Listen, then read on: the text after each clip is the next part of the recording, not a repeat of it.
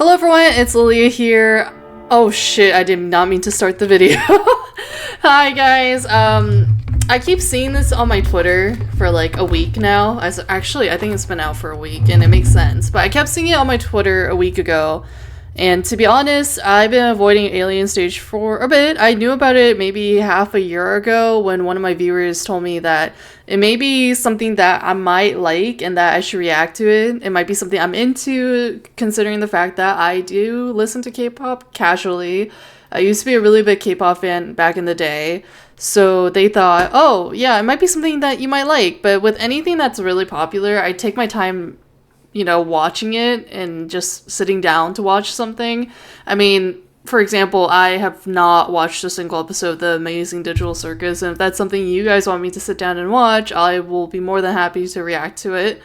I know I'm going a little bit backwards because we're starting with Zombie Stage, and as far as I know, this is an AU of the actual Alien Stage, so it probably makes no sense I'm starting backwards, but seeing some theories and opinions floating around on Twitter because I couldn't escape it, I thought maybe this might not be like so bad of an idea to start out with this one and then we'll react to Alien Stage separately. So let's get started. I don't know if I'll pause the first watch around. I think I'll just watch it and then we'll go back and discuss it.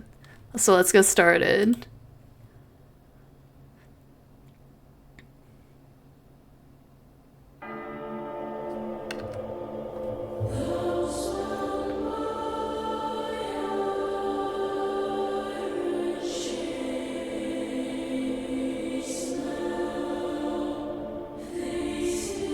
Ooh.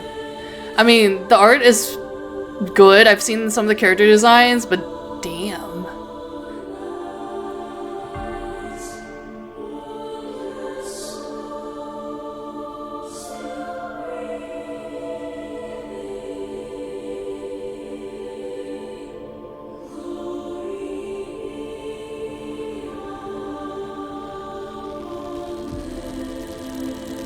There's just zombies all around, but there's humans going to this festival or carnival.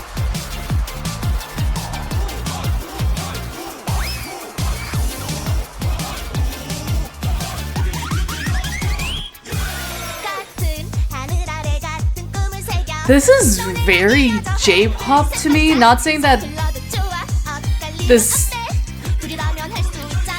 music can't be K-pop, but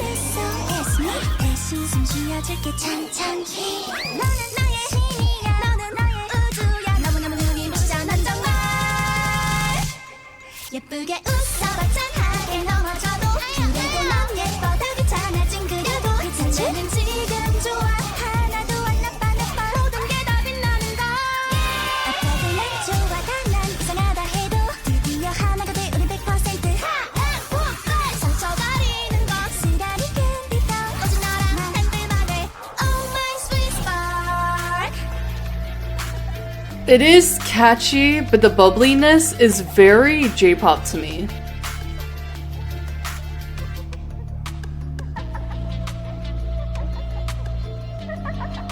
Holy shit, there's so much to take in. Like, I don't know where I'm supposed to be looking.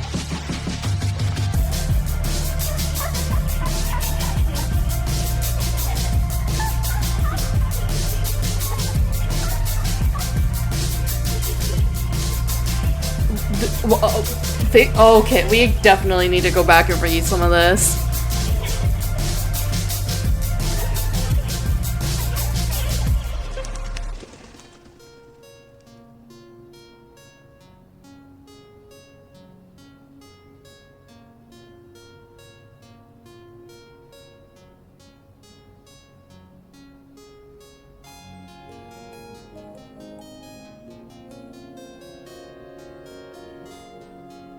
Looks like she just like had a total breakdown.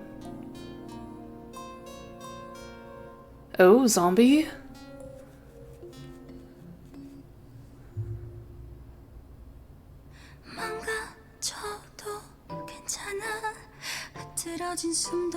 I like how she sang that because it really, the emotions in her voice.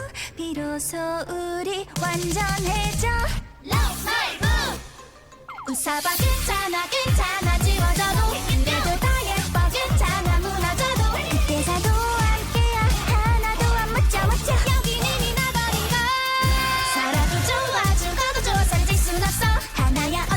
What in the actual fuck?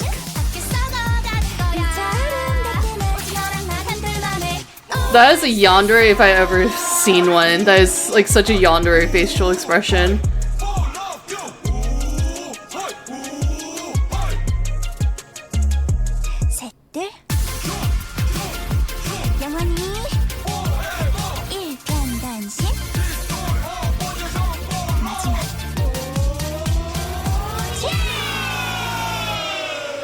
We love Yuri in this household. Is that it? Oh my god, the way they drew some of their faces, the exaggerated faces.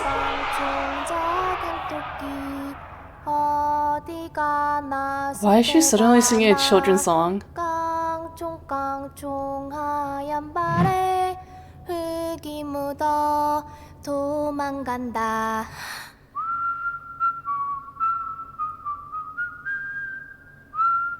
And then we cut back to the rat. Who? That has to be another zombie, right?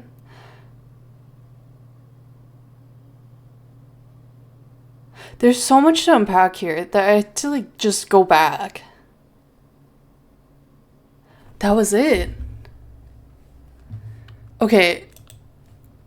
So, a lot of the stuff that people were talking about, they were making theories and connections to the idol industry.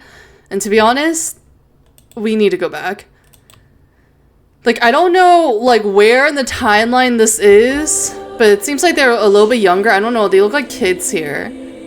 So, I guess she saw, like, this rat is dead. Are they infected? Okay, so this is the first thing I noticed, because there's a lot to take in. I honestly should not be watching this when I'm still not feeling well, but outside here the city is in ruins, but there's like all the lights here.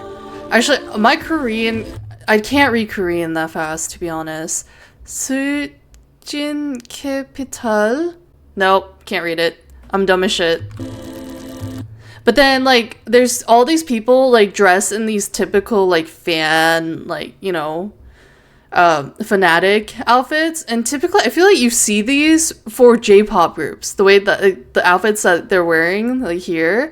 I feel like the glow sticks and everything. Well, I mean, there are K-pop light sticks, but this is very J-pop. Even like the bubbliness of the song is typically the style that I would see with Japanese idols. Not saying that it's impossible with K-pop idols, but generally their style is a little bit different as K-pop evolves through time.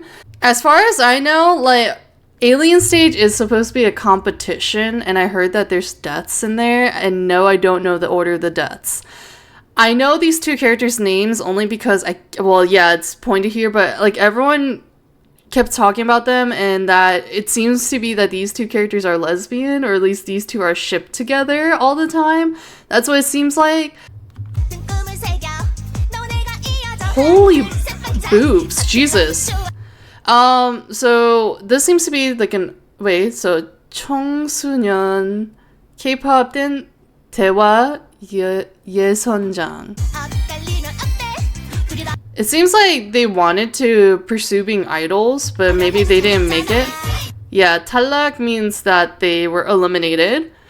I guess maybe these two auditioned, and it seemed like, let's see, Mizzy was a little bit more clumsy when it came to her dance moves, so she wasn't at the level that these producers probably wanted, or the people who were overseeing auditions in the company.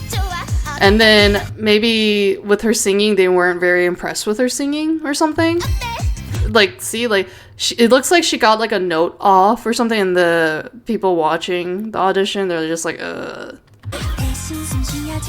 Okay, so we see like a high school life. These two are supposedly besties in this. I don't think this is going to work in Alien Stage. At least I don't think it's the same storyline. This is an AU, so I gotta take it as it is. I do like how soft Sua's voice is. It's really cute. It's like very like it's like soft, whispery, like light. And then Mizzy's is a little bit stronger in a way compared to her. So these two graduated, so I see on her thing, so it's like there's another K-pop audition. Because Mizzy still wants to go follow her dreams of debuting as an idol. So I guess she gets Sua to audition with her because they're besties. And then I like how it's kind of throwing back to them practicing this routine in this future scene when they're zombies. Same exact moves. So these are the people overseeing the audition once again. And from here, you can see how glammed up she is. And it seems like she's the only one that got to... Oh wait, my mic turned off by accident. So it seems like Mizzy was the only one to debut because she's wearing like the whole getup. So was just dressed casually. It says on stage, next K-pop star is back there in the poster. This could be like her first performance as an idol, and then Sua's there to support her. Oh, that's cute. She kissed her hand. I'm not even focusing on the lyrics right now. I'm just going back to the visuals itself. The lyrics will probably connect. Why are these buff-ass men so suave? These poses, though? Okay, anyways. This one, I don't totally get for the zombie stage, like, why? Okay, so this is completely different. Oh, wow, they're filming it in 8K. So, I know I said holy booba because I was just like, okay. This is one of the things I kept seeing people talk about on Twitter, so we're gonna go over that. This is deliberately done, like, to a point where she's wearing, like, a loose shirt, and then the camera angle shows literally inside of her shirt to show her boobs. And then even in this facial expression, she may be smiling, but she's really not. Like, you can see it in the eyes. Like, the eyes are the most powerful thing, and they are literally the windows to your soul, but also we're basically taught from a young age that we should look people in the eyes. When we look at people, we have to look at their face, their eyes, out of respect. And naturally, we look at their face. And then just the hypersexualization here. So I guess we can talk about this point. About how... Well, or should we go more? Actually, there's actually more images that I didn't get to see the first playthrough. But, no. The heavy sexualization, you see the band of the bikini here. Very short. Is that even a skirt? Like, what do I even call that? It's so tiny. Basically swimsuit where she's tanned here. And then 사랑스러워 미지야. So there's female fans here. I mean, it's normal. There are girl group fans that are female too. It's not just men. I will talk about that as well. It seems like Sua's here to support her friend, but I mean, to be honest, if these two are shipped together, they're probably not just friends. I mean, she even kissed Mizzy's hand, so she clearly has feelings for Mizzy. Came to support her.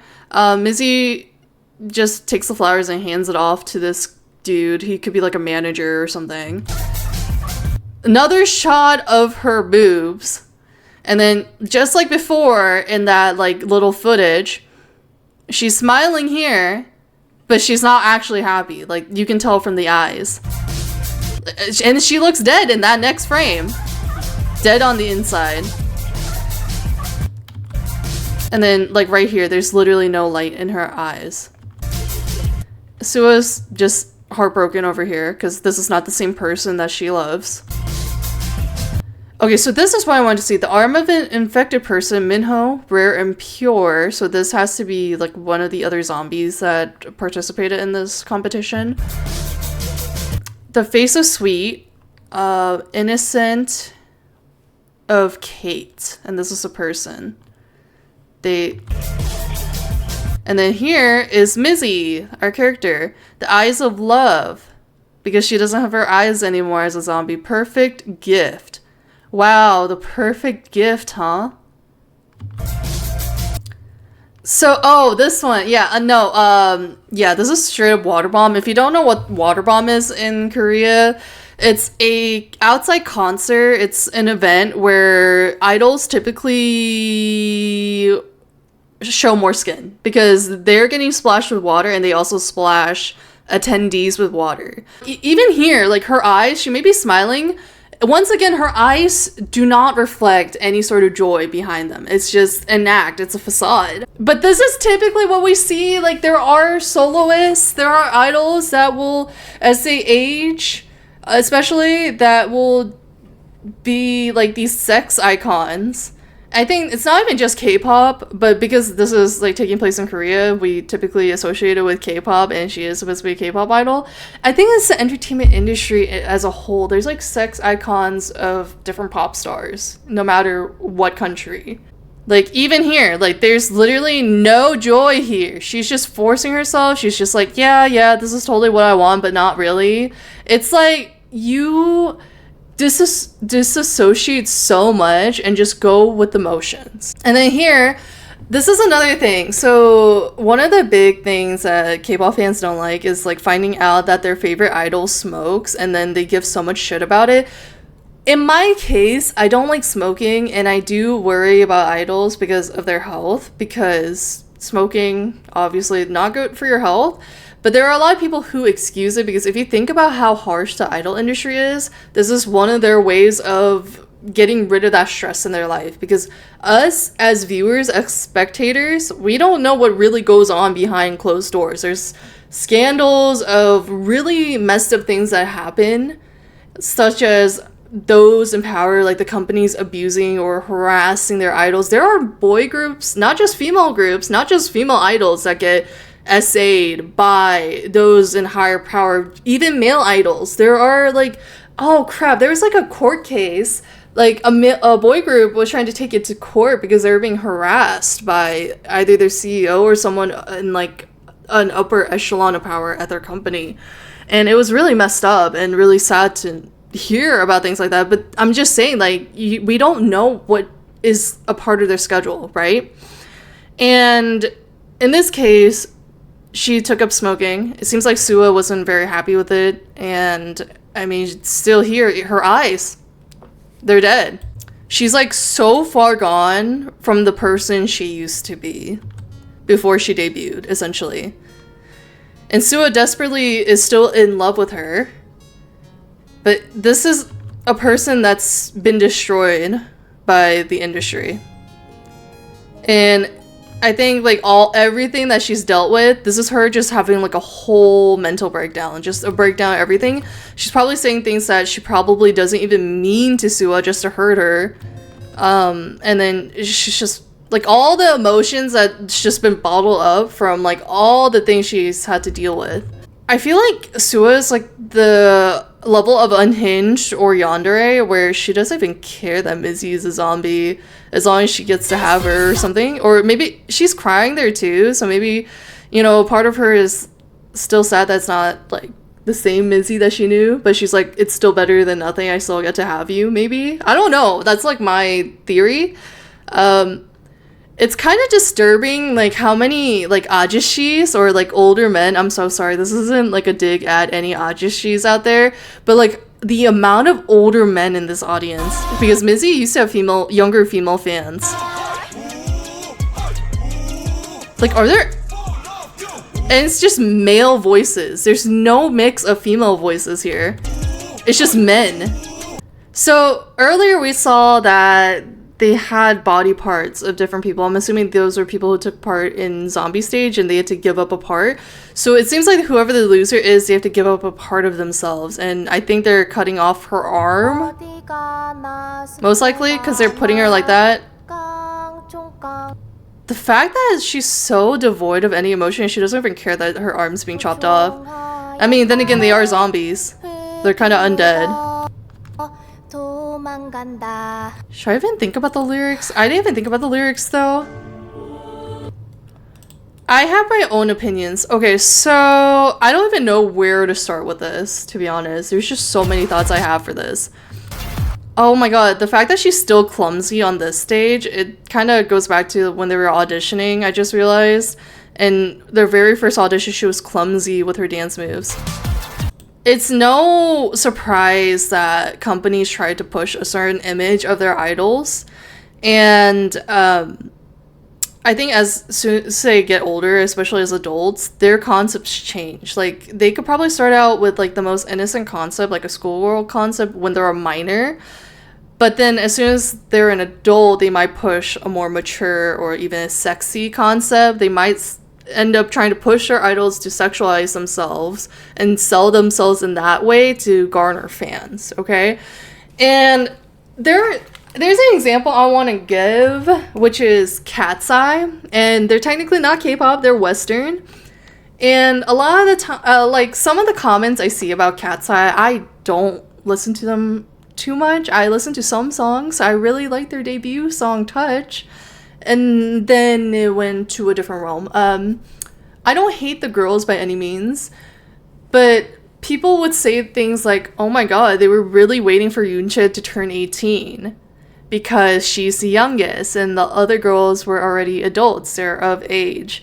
And if you think about it, yes, their outfits are very sexualized, and then I see other fans defending and being like, hey, they're adults, they can choose what they want to wear, and they probably chose to wear that. And I feel like that kind of connects with this whole thing, because there will be some fans who are like, oh, they're adults, they can make their own decisions, but in reality, how much of that decision is actually theirs, right? Because it could also be the company being like, hey, we really want to push this concept to you.